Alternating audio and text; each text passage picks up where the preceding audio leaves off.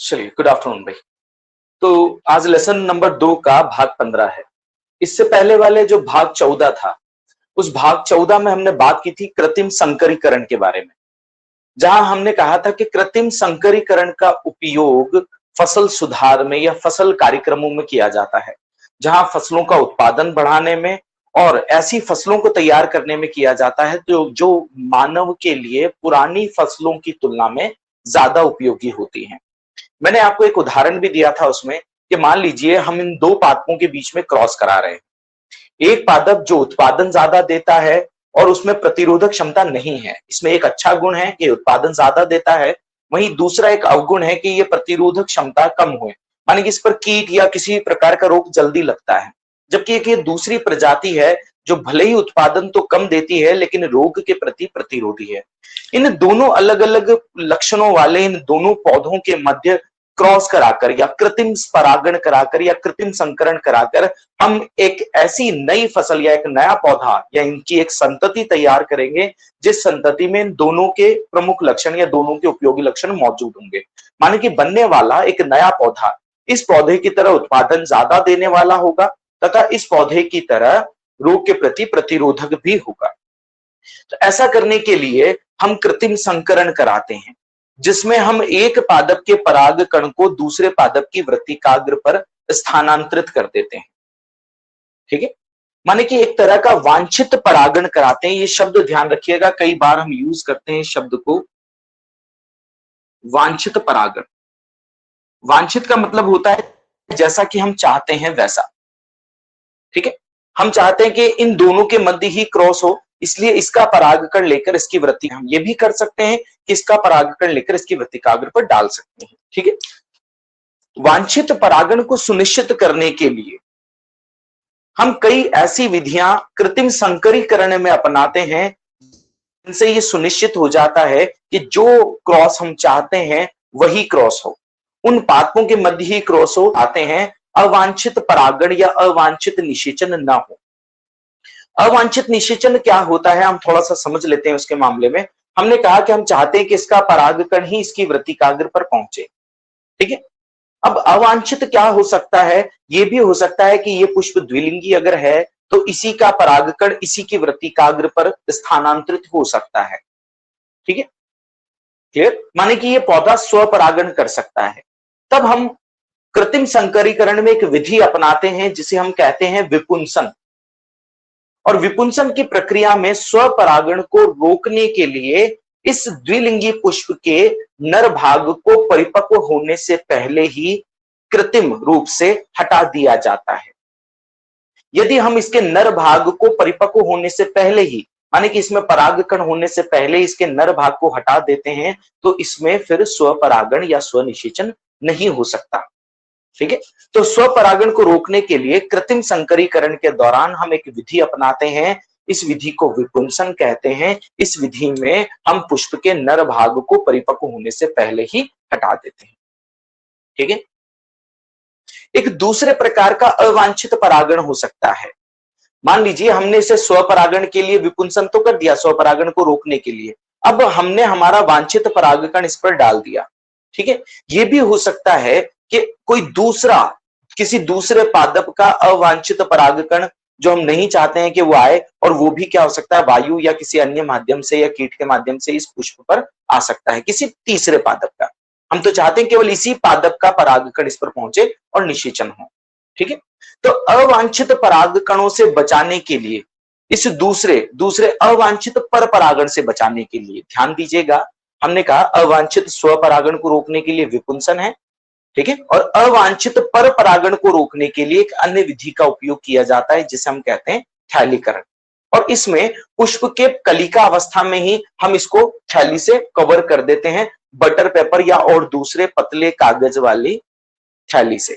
ठीक है, ताकि पुष्प को के लिए गैसों का विनिमय भी हो सके लेकिन अवांछित परागकण पुष्प तक न पहुंच सके। ठीक है, ये बात हमने पिछली क्लास में कंप्लीट कर ली थी। ठीक है, फिर भी हम थोड़ा सा एक बार वापस रिवाइज मार रहे हैं इसको। ठीक है, तो जब कलिका अवस्था में हमने इसको ढक लिया, अब पुष्प खिल जाता है और वो उसकी वृत्तिकाग्र अब पराग कणों को ग्रहण करने के लिए तैयार रहती है। तब हम इस थैली को हटाते हैं और हमारा वांछित परागकण इसकी वृत्तिकाग्र पर डालने के बाद तुरंत थैली से पैक कर देते हैं, जिससे न तो इस वांछित परागण से पहले और न ही वांछित परागण के बाद कोई दूसरा परागकण इस पुष्प तक पहुंच सके। ठीक है, तो कृत्रिम संकरीकरण में एक दूसरी महत्वपूर्ण विधि है थैलीकरण। ठीक है, तो ऐसे ही कृत्रिम संकरीकरण में कई विधियां होती हैं। ऐसी ही होती है एक और विधि है टैगिंग, लेकिन आपके सिलेबस में एनसीईआरटी में दो ही विधियां कृत्रिम संकरीकरण के अंदर दे रखी हैं।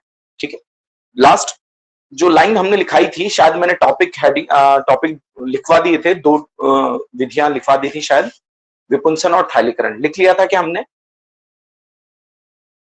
Yes sir. चलिए, तो फर्स्ट हेडिंग डालिए विपुंसन। कल हमने इसका इंट्रो दे दिया था कृत्रिम संकरीकरण के बारे में, अब हम केवल विपुंसन के बारे में लिख रहे हैं इस क्लास में। ठीक है, हेडिंग डालिए विपुंसन। तो देखिए, मैं इससे पहले एक और बात बता देना चाहता हूं आपको कि क्वेश्चन जो एनसीईआरटी में इससे पूछा जाता है वो ये पूछा जाता है कि अवांछित स्वपरागण को रोकने के लिए कृत्रिम संकरीकरण की विधि का नाम बताइए। ध्यान दीजिएगा, अवांछित स्वपरागण को रोकने के लिए कृत्रिम संकरीकरण की विधि का नाम बताइए या विधि पर संक्षिप्त टिप्पणी दीजिए। 1 नंबर या 2 नंबर में क्वेश्चन आपसे पूछा जाता है। ठीक है, या फिर कृत्रिम संकरीकरण की महत्वपूर्ण विधियां पूछ सकता है, वो आपसे दोनों के बारे में पूछ सकता है। ठीक है, तो हेडिंग डालिए आपने विपुंसन। इसमें लिखिए कृत्रिम संकरीकरण के दौरान, कृत्रिम संकरीकरण के दौरान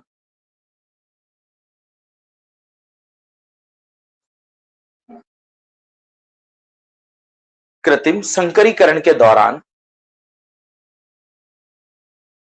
अवांछित स्वपरागण को रोकने के लिए, अवांछित स्वपरागण को रोकने के लिए कृत्रिम संकरीकरण के दौरान अवांछित स्वपरागण को रोकने के लिए,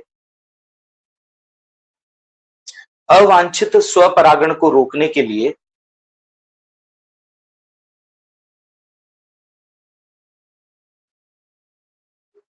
ठीक है, अब एक बात ध्यान दीजिए, अवांछित स्वपरागण को रोकने के लिए क्या किया जाता है? जब पुष्प इसकी कलिका अवस्था में ही होता है। आप जानते हैं कलिका अवस्था, जब पुष्प पूरी तरह से खिला हुआ नहीं होता है। ठीक है, तो ये उसकी कलिका अवस्था कहलाती है।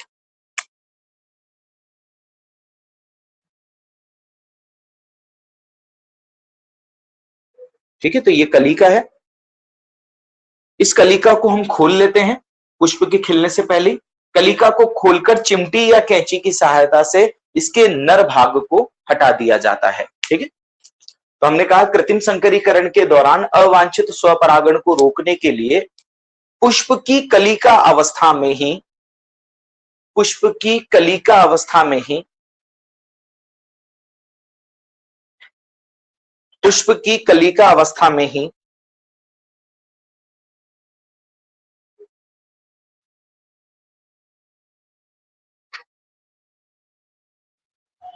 पुष्प के नर भाग अर्थात पुंकेसर को, कोष्टक में लिखिएगा पराग कोश को,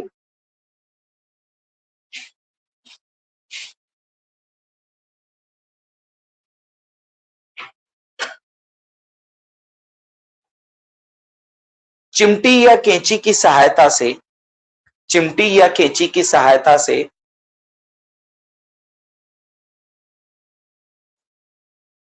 यहां पर शो किया गया है, देखो ध्यान से, चिमटी या कैंची की सहायता से हटा दिया जाता है।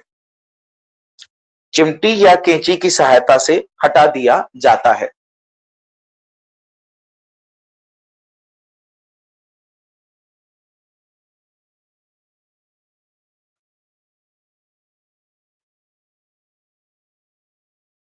यह प्रक्रिया विपुंसन कहलाती है।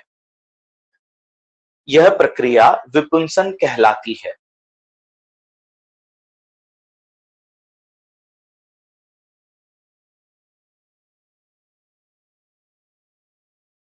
यह प्रक्रिया विपुंसन कहलाती है।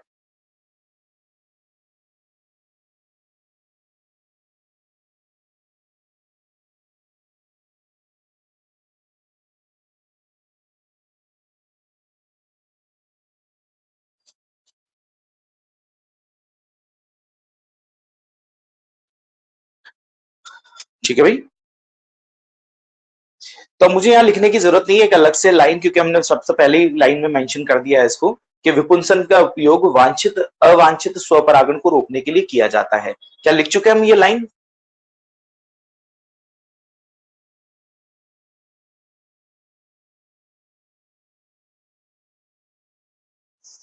Yes sir. ओके बेटा, चलिए अगली विधि हेडिंग डालिए थैलीकरण। अगली विधि हेडिंग डालिए थैलीकरण।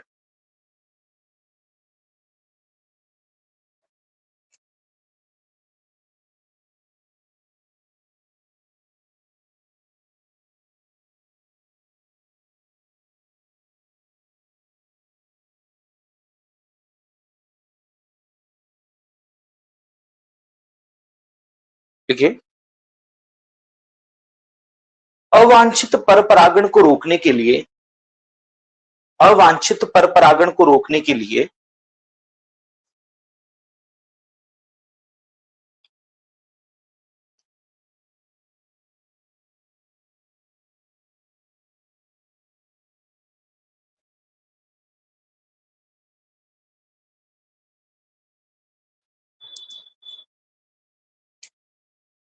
पुष्प को उसकी कलिका अवस्था में, पुष्प को उसकी कलिका अवस्था में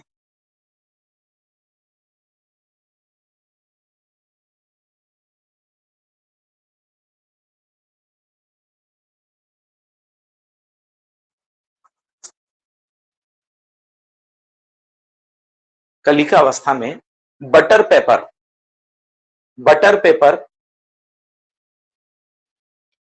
बटर पेपर जैसे पतले पेपर का उपयोग करके करते हुए, बटर पेपर जैसे पतले पेपर का उपयोग करते हुए, बटर पेपर जैसे पतले पेपर का उपयोग करते हुए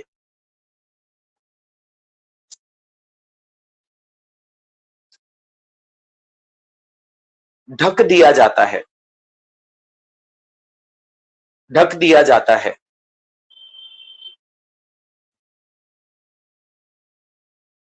ढक दिया जाता है।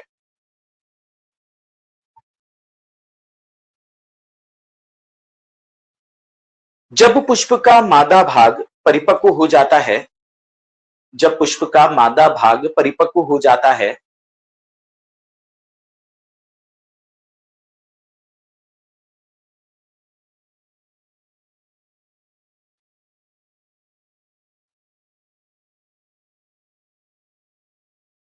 जब पुष्प का मादा भाग परिपक्व हो जाता है, आप एक लाइन और यहां पर ऐड करें, वैसे उसकी जरूरत नहीं है लेकिन फिर भी तो उसका लिख लीजिए कि हमने एक लाइन लिखी थी, याद हो तो ऊपर, अभी एक दो लाइन ऊपर, कि पुष्प की कलिका अवस्था में, थैलीकरण में लिखी थी पुष्प की कलिका अवस्था में। मिल गया आपको? वहां लिखिए ऊपर, छोटा सा लिख दीजिए विपुंसन के बाद, कलिका अवस्था में विपुंसन के बाद, कलिका अवस्था में विपुंसन के बाद, बस एक शब्द लिख दीजिए वहां विपुंसन के बाद। ठीक है, बटर पेपर या पतले पेपर का उपयोग करते हुए उसे ढक दिया जाता है। लिख लिया? फिर हमने क्या लिखा उसके आगे, आगे वाली लाइन बोलिए जरा।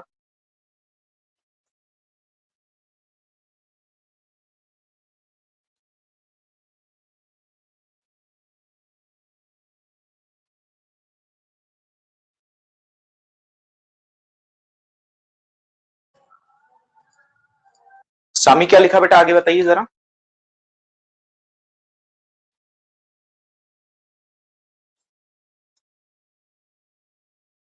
ढक दिया जाता है के बाद। स्वामी आप बताएंगे क्या लिखा बेटा?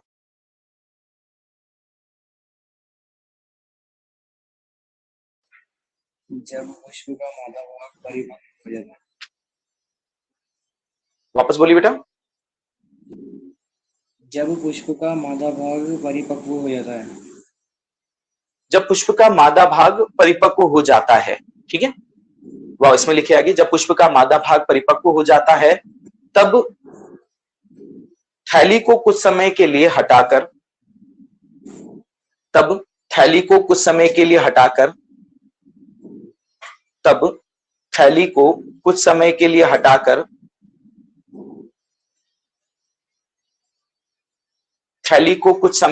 हटाकर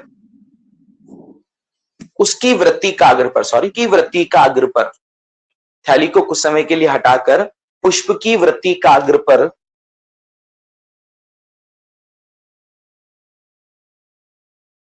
वांछित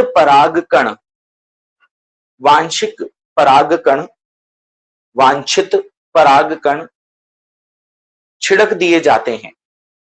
वांछित परागकण छिड़क दिए जाते हैं। वांछित परागकण छिड़क दिए जाते हैं।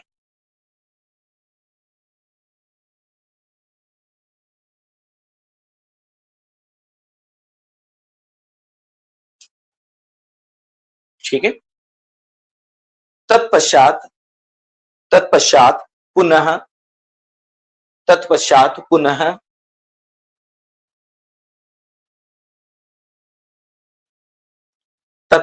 पुनः उसे थैली से ढक दिया जाता है। तत्पश्चात पुनः उसे थैली से ढक दिया जाता है।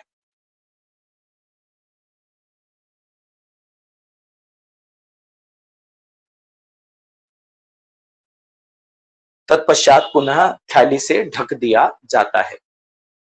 ठीक है। और इंपॉर्टेंट टॉपिक है विपुंसन और थैलीकरण, जिसमें सबसे ज्यादा इंपॉर्टेंट है इमैस्कुलेशन या विपुंसन।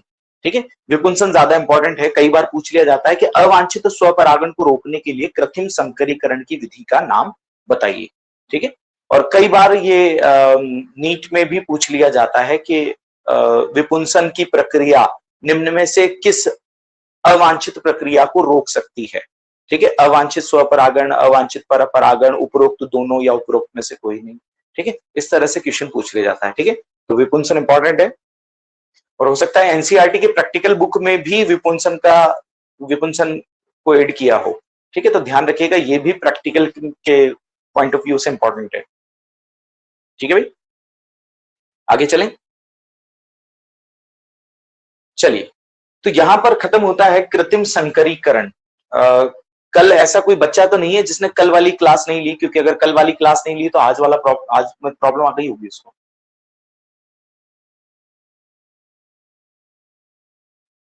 किसी को डाउट हो तो मैं रिपीट कर सकता हूं बेटा, किसी को कोई प्रॉब्लम हो तो, नहीं तो फिर नेक्स्ट टॉपिक पे चलेंगे।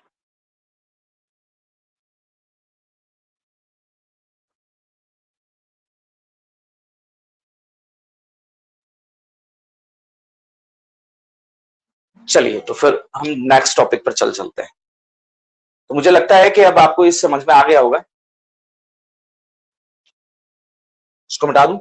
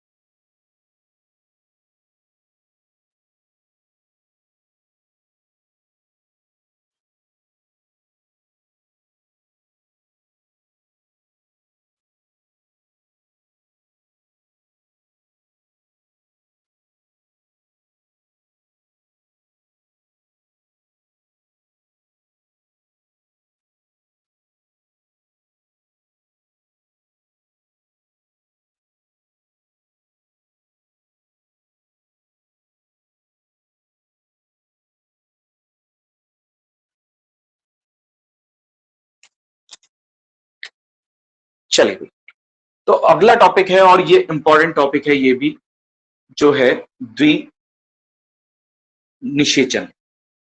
और इस पर जो क्वेश्चन पूछा जाता है वो क्वेश्चन पूछा जाता है कि द्विनिषेचन से आप क्या समझते हैं। ठीक है। तो पहले हम इसको समझेंगे, फिर हम इसको लिखने के साथ साथ एक बार फिर समझेंगे। ठीक है। तो द्विनिषेचन क्या है? नाम से स्पष्ट है, दो बार निषेचन। ठीक है। और दो बार निषेचन का क्या मतलब है? देखिए, द्विनिषेचन की जो प्रक्रिया है वो आवर्त बीजियों का एक प्रमुख लक्षण है। हम सबको याद है ये मादा जननांग है जिसे स्त्री केसर या अंडक कहा जाता है, और स्त्री केसर या अंडक के भीतर मौजूद होती है गुरु बीजाणु धानी या बीजांड। ठीक है,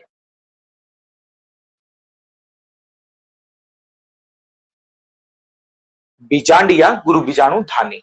ठीक है, इस बीजांड के अंदर होता है मादा युग्मकोद्भिद और मादा युग्मकोद्भिद के अंदर होती है अंड कोशिका।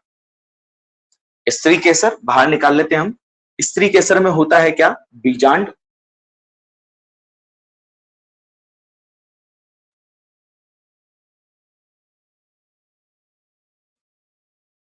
ठीक है,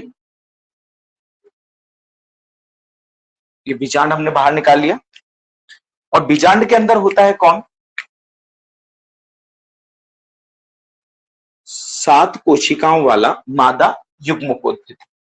इस मादा युग्मकोद्भिद में एक बड़ी कोशिका जिसे अंड कोशिका कहते हैं तथा 2 छोटी कोशिकाएं होती हैं जिन्हें सहायक कोशिकाएं कहते हैं। ठीक है, तथा 3 कोशिकाएं की ओर होती हैं सिरे जिसे हम प्रतिमुखी कोशिकाएं कहते हैं। हम इसके बारे में डिटेल बात कर चुके हैं लास्ट क्लास में। ठीक है, और यहां पर होती है द्विकेंद्रीय कोशिका। ठीक है, इस पूरे ये जो ब्लू कलर की आपको स्ट्रक्चर दिख रही है, ब्लू कलर की स्ट्रक्चर को क्या कहा जाता है? इसे कहा जाता है फीमेल गेमेटोफाइट या मादा युग्मकोद्भिद या भ्रूण कोश। ठीक है, मैं एक ही नाम लिख देता हूं इसका, भ्रूण कोश। ठीक है, या मादा युग्मकोद्भिद। इस मादा युग्मकोद्भिद को भी हम बाहर निकाल लेते हैं।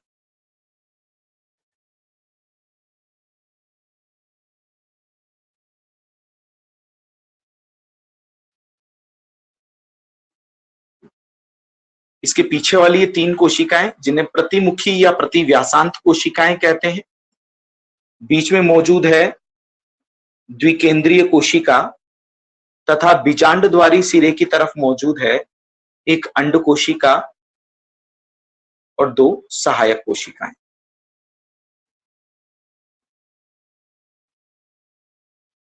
ठीक है, एक और क्वेश्चन जो बुक में नहीं है, एनसीईआरटी में नहीं है, लेकिन कई बार नीट में पूछा जाता है कि द्विनिषेचन की खोजकर्ता कौन थे? तो द्विनिषेचन की खोजकर्ता थे वैज्ञानिक नवास्चीन। ठीक है, नवास्चीन ने इसको खोजा था। ठीक है, क्या बताया गया कि जब पराग नली पहुंचती है मादा युग्मकोद्भिद के भीतर, आप सबको पता है ये पराग नली है। मैं इसको दूसरे कलर से बता देता हूं ताकि हमने 14 लेसन में पढ़ा था पराग स्त्री केसर परस्पर संकर्षण। वहां मैंने आपको समझा दिया था कि पराग अंकुरण के बाद जो पराग नली होती है वो पहले बीजांड में प्रवेश करती है, बीजांड द्वारी सिरे से, फिर प्रवेश करती है मादा युग्मकोद्भिद में सहायक कोशिका के तंतु रूप समुच्चय से। ठीक है, मैं यहां बता देता हूं उसको कि ये पराग नली है और ये सहायक कोशिका में प्रवेश कर गई। ठीक है, और सहायक कोशिका में ये कहां से प्रवेश करती है? ये प्रवेश करती है सहायक कोशिका के तंतु रूप समुच्चय से। ठीक है, ये सहायक कोशिका क्या लाती है साथ में? ये सहायक कोशिका साथ में लाती है 2 नर युग्मकों को। ठीक है,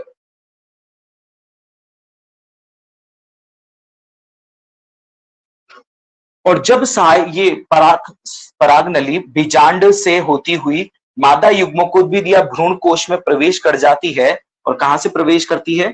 एक सहायक कोशिका के तंतु रूप समुच्चय से, तब ये अपने दोनों नर युग्मकों को सहायक कोशिका के कोशिका द्रव्य में मुक्त कर देती है। आपको दिखाई दे रहा है? दोनों नर युग्मकों को कहां मुक्त कर देती है? ध्यान रखिएगा, सहायक कोशिका के कोशिका द्रव्य में।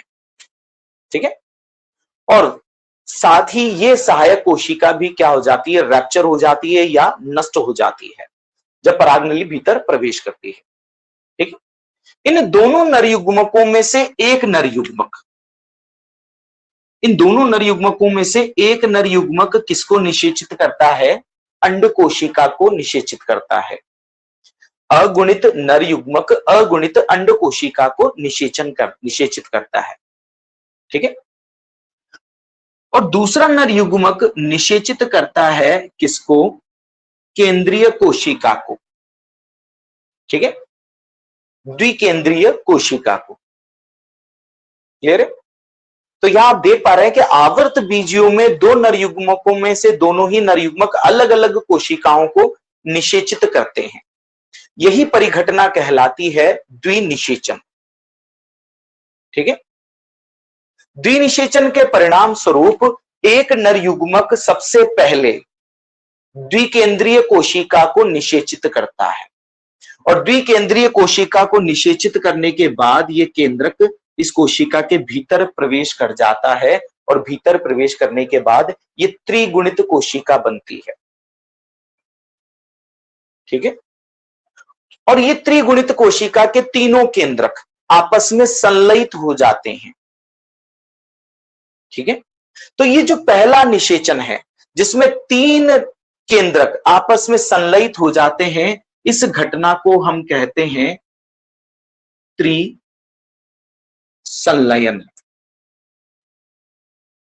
यह घटना क्या कहलाती है? त्रिसंलयन कहलाती है। ठीक है। क्यों कहा त्रिसंलयन आपको पता है? क्योंकि यहां पर तीन केंद्रकों में आपस में संलयन होता है। ठीक है। और ये तीनों केंद्रक जब आपस में मिलकर एक इकल्ला केंद्रक बना लेते हैं तो ये त्रिगुणित केंद्रक बन जाता है और इस परिघटना को हम कहते हैं त्रिसंलयन। ठीक है। इस त्रिसंलयन होने के पश्चात ये जो एक केंद्रक बनता है जिसके अंदर त्रिगुणित केंद्रक है, वो जो कोशिका बनती है ये कोशिका कहलाती है अब प्राथमिक भ्रूणकोश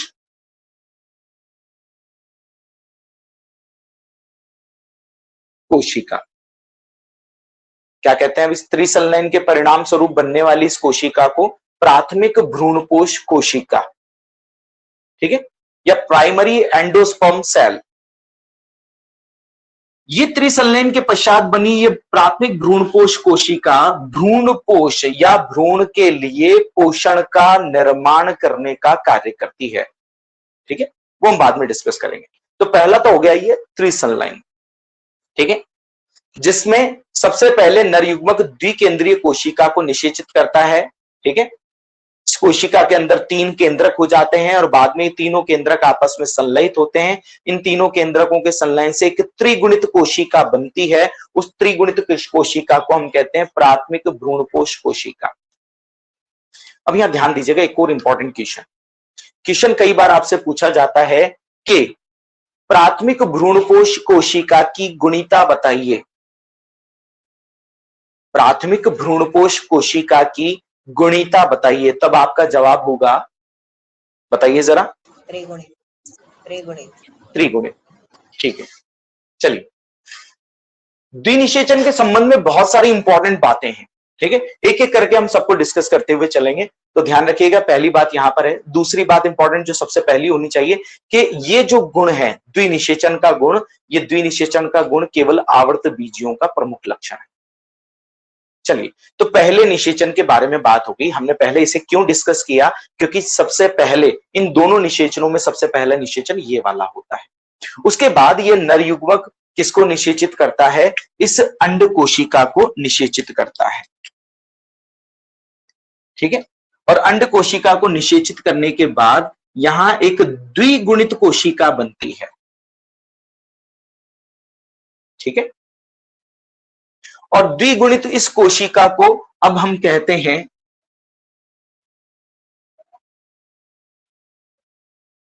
युग्मनज। क्या कहा जाता है इस कोशिका को? युग्मनज कहा जाता है। और ये युग्मनज आगे विभाजन करके क्या बनाता है? भ्रूण बनाता है। ठीक है, ये जो दूसरा निषेचन है, ये दूसरा निषेचन एक सत्य निषेचन होता है। इसे ही वास्तविक निषेचन कहते हैं। इसी से ही अगली संतति का या इसी निषेचन के परिणाम स्वरूप अगली संतति का निर्माण होता है। ठीक है, तो इस निषेचन के फलस्वरूप बनने वाली कोशिका युग्मनज जो आगे चलकर भ्रूण बनाएगी। और इस पहले निषेचन के परिणाम स्वरूप या पहले निषेचन को हम कहते हैं त्रिसंलयन। ठीक है, जिसके परिणाम स्वरूप जो एक त्रिगुणित कोशिका बनती है उसे कहते हैं प्राथमिक भ्रूणपोष कोशिका। और इस प्राथमिक भ्रूणपोष कोशिका से आगे चलकर बनता है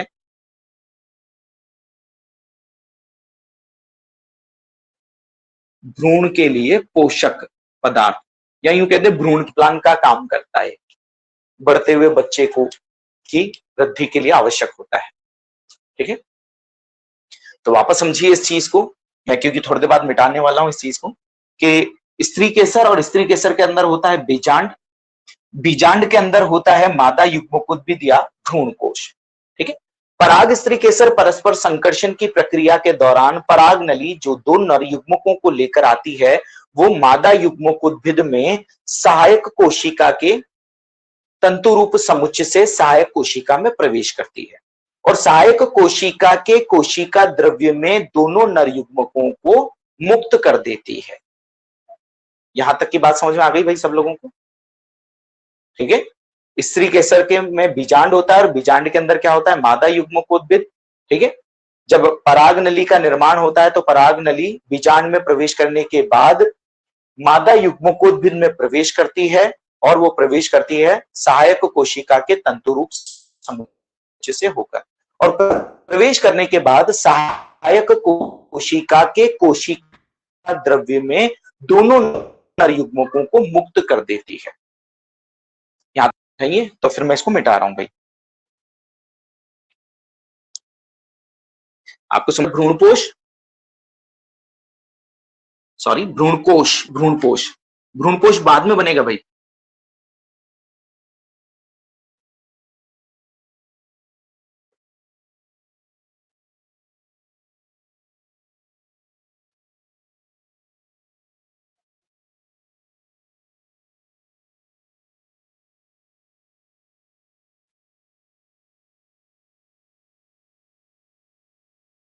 चलिए,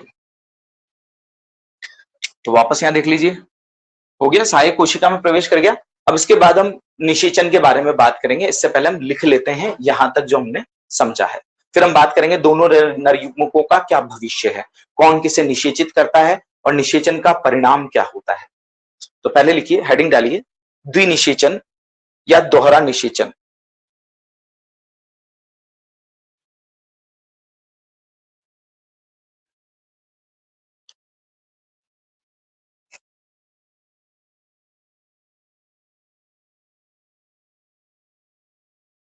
हेडिंग डालिए, दोहरा निषेचन या द्विनिषेचन।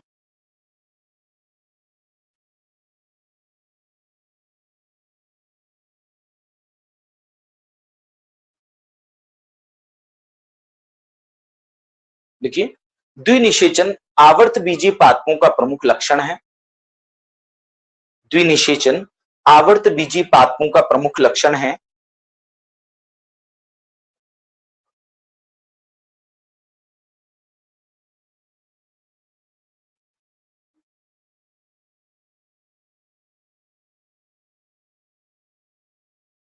आवर्त बीजी पादपों का प्रमुख लक्षण है।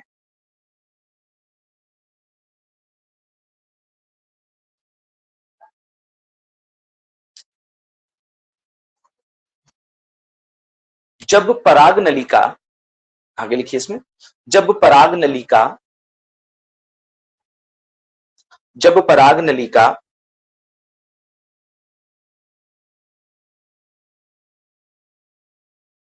भ्रूण कोश की सहायक कोशिका में प्रवेश करती है, जब पराग नलिका भ्रूण कोश की सहायक नलिका में प्रवेश करती है,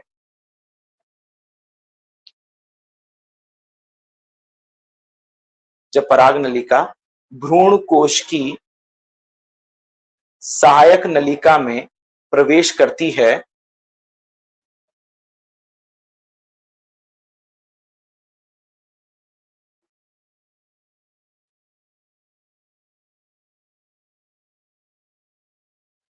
भ्रूण कोश की सहायक नलिका में प्रवेश करती है, तब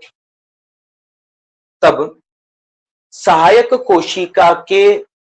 कोशिका द्रव्य में तब सहायक कोशिका के जीव द्रव्य में लिखेगा, सहायक कोशिका के जीव द्रव्य में दो नर युग्मकों को मुक्त कर देती है।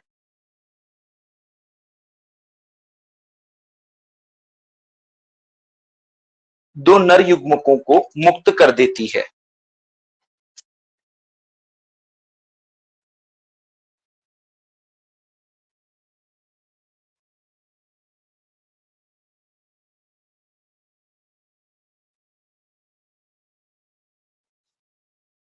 ठीक है, अब जैसे एनसीईआरटी ने लिख रखा हम वैसे ही लिखेंगे, क्योंकि पहला निषेचन तो ये ऊपर वाला होता है, लेकिन एनसीईआरटी में नीचे वाले को पहले डिस्कस कर रखा है, हम वही करेंगे। लिख लिया, दो नर युग्मकों को कोश जीव द्रव्य में दो नर युग्मकों को मुक्त कर देती है। हाँ बेटा सर ये बोलिए। इसमें पराग नलिका भ्रूण कोश की सहायक नलिका में प्रवेश करती है, इसमें सहायक नलिका से मतलब क्या है? सहायक नलिका की सहायक कोशिका है। सहायक नलिका बोला है ना? सहायक कोशिका करो बेटा उसको। Okay sir, thank you sir.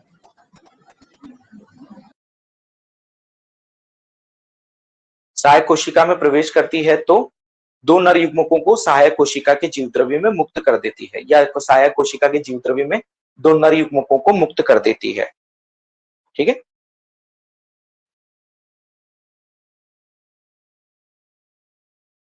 Para change करो। इनमें से एक नर युग्मक इनमें से एक नर युग्मक इनमें से एक नर युग्मक अंड कोशिका की ओर गति करता है। इनमें से एक नर युग्मक अंड कोशिका की ओर गति करता है। इनमें से एक नर युग्मक अंड कोशिका की ओर गति करता है। इनमें से एक नर युग्मक अंड कोशिका की ओर गति करता है और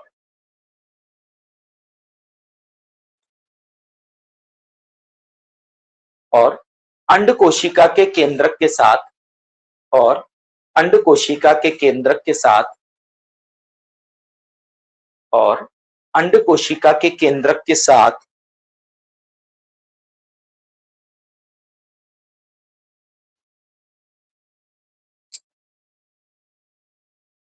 संगलित हो जाता है।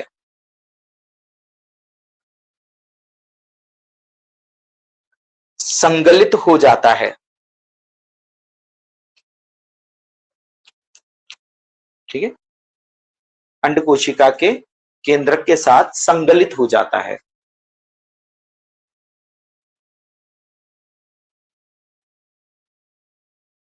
अब इधर ध्यान दीजिए कि यहां जो ये संगलन है या यहां जो ये संलयन है, इस संलयन को हम किस नाम से जानते हैं?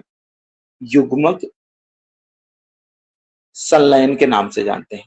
ठीक है, तो लिखिए, यह घटना युग्मक संलयन कहलाती है। यह घटना युग्मक संलयन कहलाती है।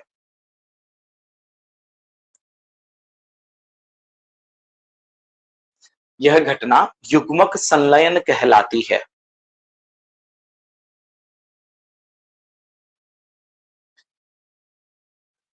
यह घटना युग्मक संलयन कहलाती है, जिसके परिणाम स्वरूप जिसके परिणाम स्वरूप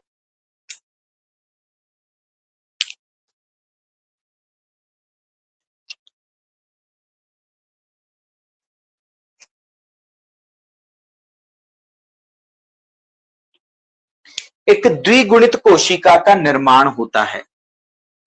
एक द्विगुणित कोशिका का निर्माण होता है।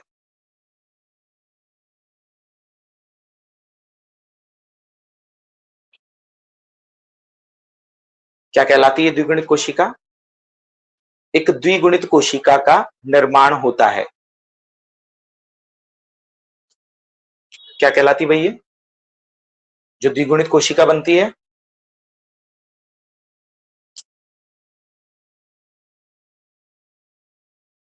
जिसे युग्मनज कहते हैं। एक द्विगुणित कोशिका का निर्माण होता है जिसे युग्मनज कहते हैं। एक द्विगुणित कोशिका का निर्माण होता है जिसे युग्मनज कहते हैं।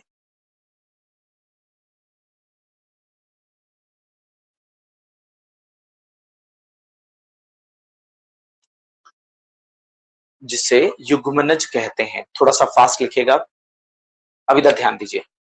लिख लिया आप सबने?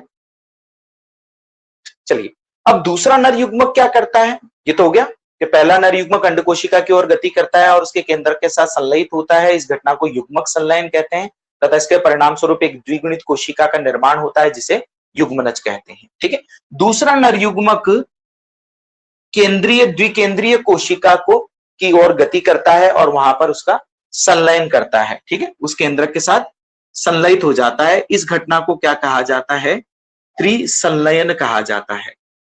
और इस त्रिसंलयन के परिणाम स्वरूप जो कोशिका बनती है उसे कहा जाता है प्राथमिक,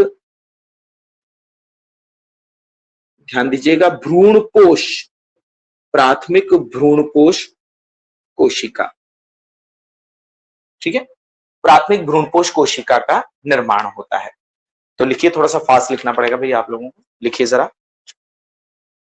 दूसरा नर युग्मक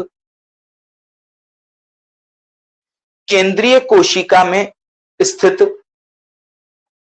दूसरा नर युग्मक केंद्रीय कोशिका में स्थित दो ध्रुवीय केंद्रकों की ओर गति करता है। दो ध्रुवीय केंद्रकों की ओर गति करता है।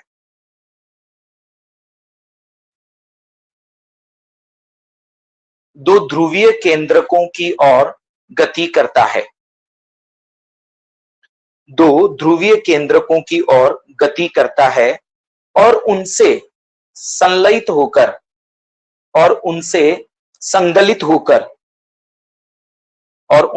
संगलित होकर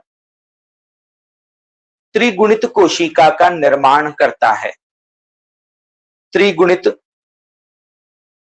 कोशिका का निर्माण करता है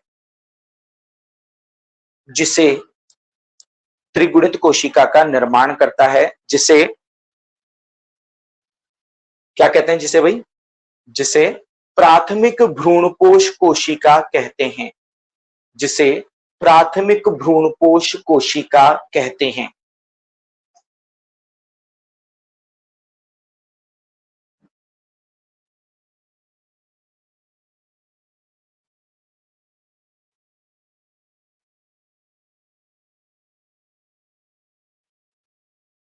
यह घटना त्रिसंलयन कहलाती है। यह घटना त्रिसंलयन कहलाती है।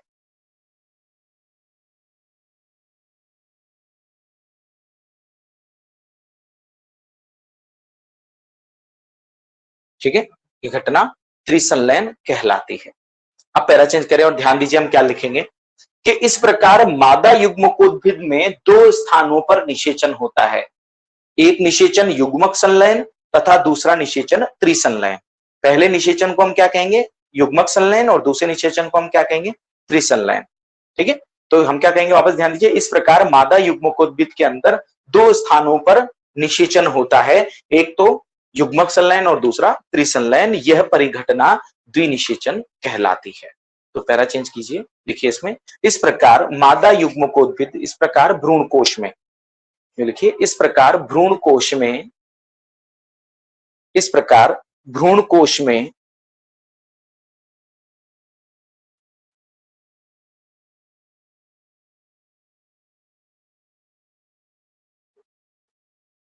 दो प्रकार का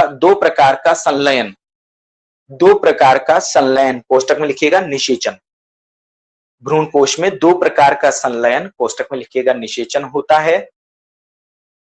निषेचन कोष्टक बंद कीजिए, होता है।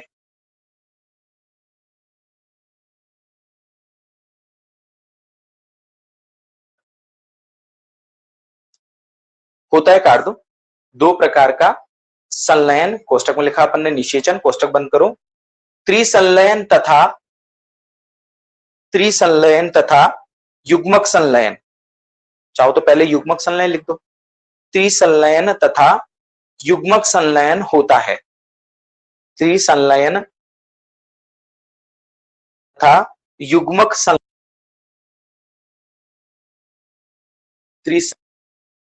तथा युग्मक संलयन होता है, त्रिसंलयन तथा युग्मक संलयन होता है। इस परिघटना को इस परिघटना को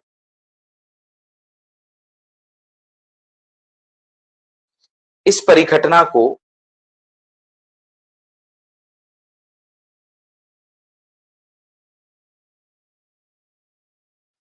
इस परिघटना को द्विनिषेचन कहते हैं।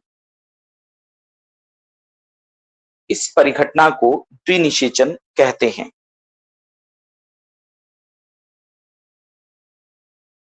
इस परिघटना को द्विनिषेचन कहते हैं। ठीक है, क्लियर है भाई? अब एक बात यहां ध्यान रखिए कि त्रिसंलयन के परिणाम स्वरूप जो प्राथमिक भ्रूणपोष कोशिका बनती है वो आगे जाकर भ्रूण की वृद्धि के लिए किसका निर्माण करती है? भ्रूण कोश का निर्माण करती है। तथा युग्मक संलयन के परिणाम स्वरूप जो द्विगुणित कोशिका बनती है, ये तो है त्रिगुणित और यह है द्विगुणित, जो द्विगुणित कोशिका बनती है वो आगे जाकर किसके विकास को पूरा करती है? किसका विकास करती है? भ्रूण का विकास करती है। एक बार इसका स्क्रीनशॉट भी ले लें ताकि आपको बाद में याद रहेगा कि कहां से क्या हुआ।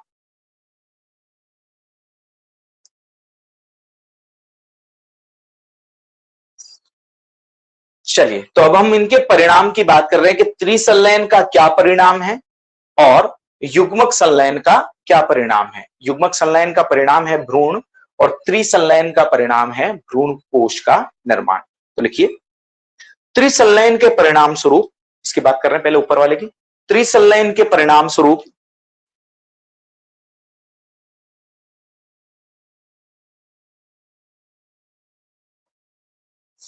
प्राथमिक भ्रूणपोष कोशिका बनती है। प्राथमिक भ्रूणपोष कोशिका, चाहो तो त्रिगुणित प्राथमिक भ्रूणपोष कोशिका, त्रिसंलयन के परिणाम स्वरूप त्रिगुणित प्राथमिक भ्रूणपोष कोशिका बनती है। त्रिगुणित प्राथमिक भ्रूणपोष कोशिका बनती है। त्रिगुणित प्राथमिक भ्रूणपोष कोशिका बनती है जो आगे चलकर भ्रूणपोष का निर्माण करती है। सॉरी, टाइम की कमी की वजह से मेरे को फास्ट बोलना पड़ रहा है। जिसके परिणाम स्वरूप त्रिगुणित प्राथमिक भ्रूणपोष कोशिका बनती है जो आगे चलकर भ्रूणपोष का निर्माण करती है। ठीक है भाई, आगे लिखिए, नीचे वाली बात करते हैं, युग्मक संलयन तथा युग्मक संलयन के परिणाम स्वरूप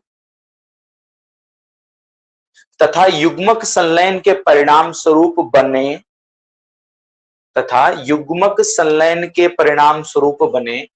द्विगुणित युग्मनज से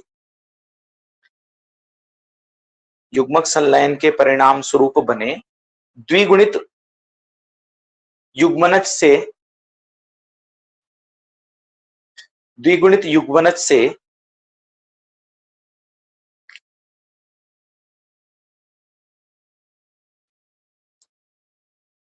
भ्रूण का विकास होता है। भ्रूण का विकास होता है। रिपीट कर दो प्लीज। तथा युग्मक संलयन के परिणाम स्वरूप बने द्विगुणित युग्मनज से भ्रूण का विकास होता है। भ्रूण का विकास होता है।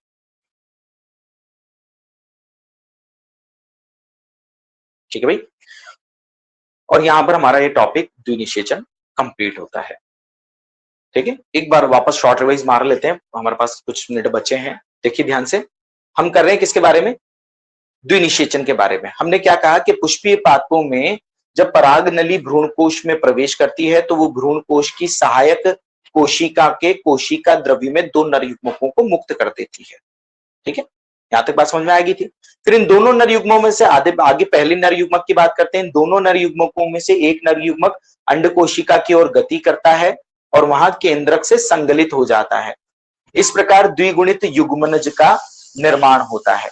यह घटना युग्मक संलयन कहलाती है। ठीक है, पहले हमने बता दी, पहली घटना युग्मक संलयन के बारे में बता दिया हमने। ठीक है, कि नर युग्मक अंड कोशिका के केंद्र से संगलित हो जाता है तथा द्विगुणित युग्मनज का निर्माण करता है। यह घटना युग्मक संलयन कहलाती है। फिर हमने कहा कि दूसरा नर युग्मक केंद्रीय द्विकेंद्रीय कोशिका की ओर गति करता है तथा उनके दोनों केंद्रकों के साथ संगलित हो जाता है।